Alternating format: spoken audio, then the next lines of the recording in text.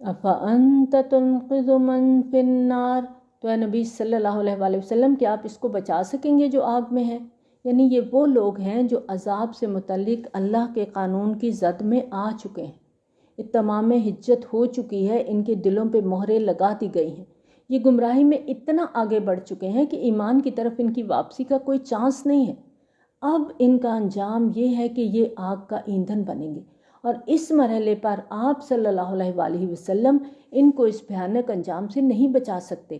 لیکن الذین اتقوا ربہم لہم غرف من فوقہا غرف مبنیہ، لیکن وہ لوگ جو اپنے رب کا تقوی اختیار کرتے ہیں ان کے لیے ہوں گے بالا خانوں پر بالا خانے چنے ہوئے، یعنی اللہ تعالیٰ جنت میں کئی منزلہ رہائش گاہیں ان کے لیے فراہم کرے گا، بڑے بڑے اسکائی اسکریپرز ان کے لیے ہوں گے، تجری من تحتہا الانہار، ان کے دامن میں ندیاں بہتی ہوں گی۔ وعد اللہ، یہ اللہ کا وعدہ ہے، لا یخلف اللہ المیعاد، اور اللہ اپنے وعدے کی خلاف ورزی نہیں کرتا۔ الم تر ان اللہ انزل من السماء ماء فسلکہ ینابیع فی الارض، کیا تم نے نہیں دیکھا اللہ نے اتارا آسمان سے پانی، پھر اس کو چلا دیا چشموں کی شکل میں زمین میں، پھر اس کے ذریعے سے وہ نکالتا ہے کھیتی جس کے مختلف رنگ ہیں، پھر وہ پک کر تیار ہو جاتی ہے، پھر تم اسے دیکھتے ہو کہ وہ زرد ہو گئی ہے، پھر وہ اسے چورا چورا کر دیتا ہے۔ یعنی کچھ عرصہ پہلے جس کھیت میں فصل لہلہا رہی تھی اب وہاں خاک اڑ رہی ہے، خشک بھوسے کے کچھ تنکے ہیں جو ادھر ادھر بکھرے نظر آتے ہیں۔ ان فی ذلک لذکری لاولی الالباب، یقیناً اس میں یاد دہانی ہے، سبق ہے ہوش مند لوگوں کے لیے۔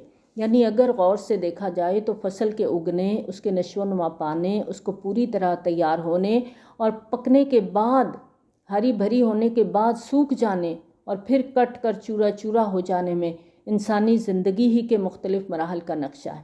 جس طرح فصل کے اٹھنے پر کسان خوش ہوتا ہے، اسی طرح بچے کی پیدائش پر انسان خوش ہوتا ہے، خوشیاں مناتے ہیں، پھر وہ بچے پرورش پاتا ہے، پھر جوان ہوتا ہے، پھر آہستہ آہستہ بالوں میں سفیدی آنے لگتی ہے، پھر جوانی کی طاقت گھٹنا شروع ہو جاتی ہے، طاقت کم ہونے لگتی ہے، پھر ایک دن اسے قبر میں اتار دیا جاتا ہے جہاں وہ مٹی میں مل کر مٹی ہو جاتا ہے۔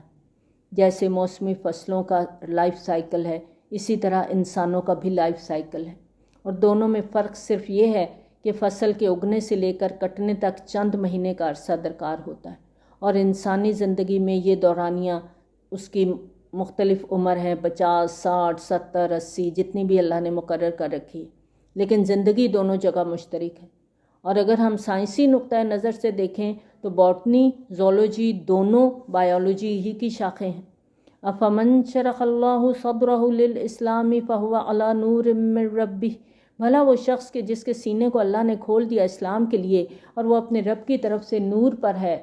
فویل للقاسیۃ قلوبہم من ذکر اللہ، اس کے مقابلے میں ہلاکت اور بربادی ہے ان لوگوں کے لیے جن کے دل سخت ہو گئے ہیں اللہ کے ذکر سے، یعنی ان کے دل نرمی اور گداز سے محروم ہو چکے ہیں۔ اب نہ تو ان کے دلوں میں اللہ کے ذکر کا ذوق ہے، نہ ہی وہ اللہ کی طرف رجوع کرنے کا کوئی شوق رکھتے ہیں۔ اولئک فی ضلال مبین، یہ لوگ کھلی گمراہی میں ہیں۔ اللہ نزل احسن الحدیث کتابا متشابہا مثانیہ، اللہ نے بہترین کلام نازل کیا کتاب کی صورت میں جس کے مضامین باہم مشابہ بھی ہیں اور بار بار دہرائے گئے ہیں۔ حدیث کا جو لفظ ہے اس کے لغوی معنی ہے بات یا کلام، اور قرآن مجید میں لفظ حدیث اسی مفہوم میں آیا ہے، جیسے سورۃ مرسلات میں آتا ہے فَبِأَيِّ حَدِيثٍ بَعْدَهُ يُؤْمِنُونَ، کہ اس قرآن کے بعد اب یہ لوگ بھلا اور کس بات پر ایمان لائیں گے۔ اور اس آیت میں احسن الحدیث کا مطلب ہے بہترین کلام، اور متشابہن سے مراد قرآن کے الفاظ، قرآن کی آیات اور قرآن کے مضامین کا باہم شابہ ہونا ہے۔ یہ مشابہت قرآن کے اہم مضامین کی تکرار کی وجہ سے پیدا ہوتی، جیسے ابھی ہم نے آیات پڑھی تھی دین کے خالص ہونے کی۔ تو اسی طرح ہم دیکھتے ہیں قصہ آدم اور ابلیس قرآن میں 7 مقامات پر آیا، اور بظاہر یہ ایک طرح ہی قصہ معلوم ہوتا ہے، لیکن ہر جگہ سیاق و سباق کے حوالے سے کوئی نہ کوئی نئی بات ضرور اس قصے میں نظر آتی ہے۔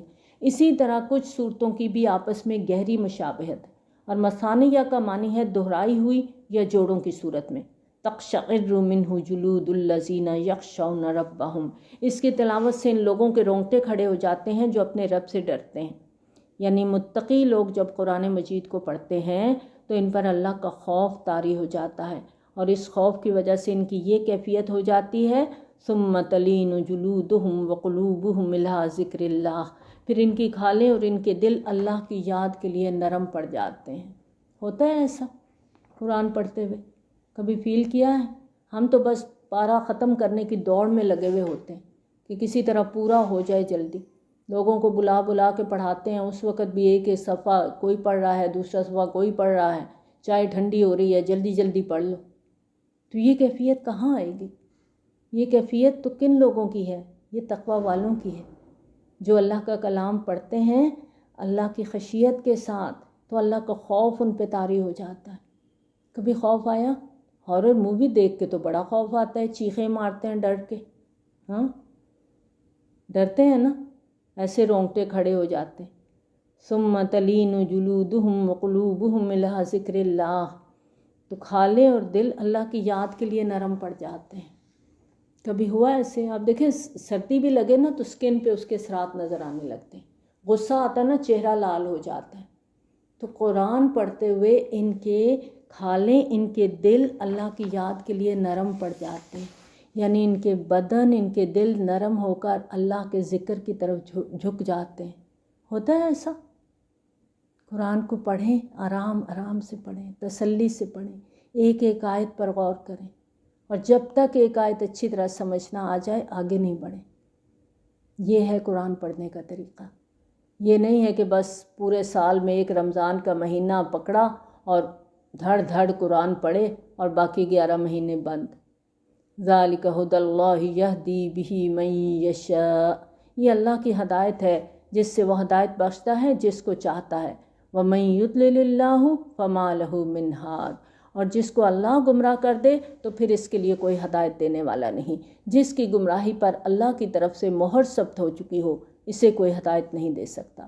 افمن یتقی بوجہہ سوء العذاب یوم القیامہ، بھلا وہ شخص جو اپنے چہرے پر روکے گا بدترین عذاب قیامت کے دن، یعنی ایک شخص جس کا چہرہ قیامت کے دن بدترین عذاب کی زد میں ہوگا تو آگ کے تھپیڑوں کو چہرے پر روکنے کے سوا اس کے پاس کوئی چارہ نہیں ہوگا۔ وقیل للظالمین ذوقوا ما کنتم تکسبون، اور کہہ دیا جائے گا ظالموں سے کہ اب چکھو مزہ اس کا جو کمائی تم کرتے رہے۔ انہیں بتا دیا جائے گا کہ یہ تمہارے اپنے اعمال ہیں جو عذاب کی شکل میں، آگ کی شکل میں آج تمہارے سامنے ہیں۔ کذب الذین من قبلہم فأتاہم العذاب من حیث لا یشعرون، اے نبی صلی اللہ علیہ وآلہ وسلم، جھٹلایا تھا انہوں نے بھی جو ان سے پہلے تھے، تو ان پر آن دھمکا عذاب وہاں سے جہاں سے انہیں گمان تک نہیں تھا۔ تو اللہ نے انہیں دنیا کی زندگی میں رسوائی کا مزہ چکھایا، اور آخرت کا عذاب تو بہت بڑا ہے۔ لو کانوا یعلمون، کاش کہ انہیں معلوم ہوتا۔ اللہم اجرنا من النار وَلَقَدْ ضَرَبْنَا لِلنَّاسِ فِي هَذَا الْقُرْآنِ مِنْ كُلِّ مَثَلٍ، اور ہم نے انسانوں کے لیے اس قرآن میں ہر قسم کی مثالیں بیان کی۔ جیسے ماں کہتی ہے نا، میں نے ہر طرح سمجھایا ہے بچے، تمہیں بات کیوں نہیں سمجھ آتی؟ تو اللہ تعالیٰ مختلف احکام، مختلف مسائل کو کھول کھول کے، اسلوب بدل بدل کے بیان کر رہے ہیں۔ کیوں؟ لعلہم یتذکرون، شاید کہ سبق حاصل کر لیں۔ قرآناً عربیاً غیر ذی عوج لعلہم یتقون، ہم نے اسے بنا دیا قرآن عربی میں، اس میں کوئی ٹیڑھ نہیں، شاید کہ وہ تقوی کی روش اختیار کریں۔ یعنی ہم نے اس قرآن کو فصیح و بلیغ عربی میں اتارا ہے، اس کی زبان سادہ اور سلیس ہے۔ اور اس حوالے سے سورۃ قمر میں یہ آیت 4 مرتبہ دہرائی گئی، وَلَقَدْ يَسَّرْنَا الْقُرْآنَ لِلذِّكْرِ فَهَلْ مِن مُدَّكِرٍ، اور ہم نے قرآن کو نصیحت کے لیے آسان بنا دیا، تو ہے کوئی اس سے نصیحت حاصل کرنے والا؟ ضرب اللہ مثلا رجلا فیہ شرکاء متشاکسون ورجلا سلما لرجل، اللہ نے مثال بیان فرمائی ایک شخص کی جس میں بہت سے آپس میں ضد رکھنے والے آقا شریک ہیں، اور ایک وہ شخص ہے جو پورے طور پر ایک ہی آقا کا غلام ہے۔ 2 غلاموں کی حالت کا تقابل یہاں دکھایا گیا ہے۔ ایک غلام کے کئی آقا ہیں اور وہ بھی ضدی، مختلف مزاج رکھنے والے۔ دوسرا غلام وہ ہے جس کا ایک ہی آقا ہے۔ اب دیکھیں اگر 4 آپس میں ضد رکھنے والے تندخو آدمیوں نے مل کر ایک غلام خریدا ہو تو اس بیچارے غلام کی تو جان ہر وقت مصیبت میں رہے گی۔ ایک آقا کہے گا بیٹھ جاؤ، دوسرا کہے گا نہیں کھڑے رہو، تیسرا کچھ اور کہے گا، چوتھا چوتھی بات کہے گا۔ وہ ایک کو خوش کرنے کی کوشش کرے گا، دوسرا ناراض ہو جائے گا۔ تو ایسے غلام کے لیے ایک وقت میں اپنے تمام آقاؤں کو خوش رکھنا کسی طرح ممکن نہیں۔ اس کے مقابلے میں اگر کسی غلام کا ایک آقا ہو تو اس کے لیے آقا کو خوش کرنا کوئی مشکل کام نہیں ہے۔ یہ ایسے ہی نا جیسے ایک ماسی ہے وہ بہت سے گھروں میں کام کرتی ہے، ایک ماسی ہے وہ ایک ہی گھر میں کام کرتی ہے۔ جو وہ بہت سے گھروں میں کام کرتی ہے اس کو تانے سننے پڑتے ہیں، تم فلاں گھر میں زیادہ وقت لگاتی ہو، وہ تمہیں زیادہ دیتے ہیں، تم ان کی زیادہ کام کرتی ہو، میرے گھر میں تو تم ایسے آتی ہو اور بس جھاڑو لگا کے بھاگنے کی کرتی ہو، کوئی مجھے کام نہیں کر کے دے جاتی۔ اور جو ماسی ایک ہی گھر میں کام کر رہی ہے تو اس کے لیے آسان ہے، اس کو کسی کی بات نہیں سننی پڑتی۔ تو اس مثال کی روشنی میں شرک اور توحید کے معاملے کو اللہ تعالیٰ ہمیں سمجھا رہے ہیں کہ اگر تم ایک اللہ کے بندے بن کر رہو گے تو سکون اور چین سے رہو گے۔ اگر مختلف شخصیات کو دیوی دیوتاؤں کے پجاری بنو گے تو مصیبت میں پھنس جاؤ گے۔ کس کس معبود کی پوجا کرو گے؟ کتنے آقاؤں کے حضور نذرانے پیش کرو گے؟ کہاں کہاں جا کے پیشانی رگڑو گے؟ اقبال نے کیا خوب کہا، یہ ایک سجدہ جسے تو گراں سمجھتا ہے، 1000 سجدوں سے دیتا ہے آدمی کو نجات۔ حل یستویان مثلا، کیا یہ دونوں برابر ہو سکتے ہیں مثال میں؟ الحمدللہ، کل تعریف اللہ کے لیے ہے، بل اکثرہم لا یعلمون، لیکن ان کی اکثریت علم نہیں رکھتی۔ یعنی بات بالکل واضح ہے، کلیئر ہے کہ توحید ہی اصل راستہ ہے، صحیح راستہ ہے، لیکن اکثر لوگ اس حقیقت کو نہیں سمجھتے یا جانتے بوجھتے نہ سمجھ بنے بیٹھے ہیں۔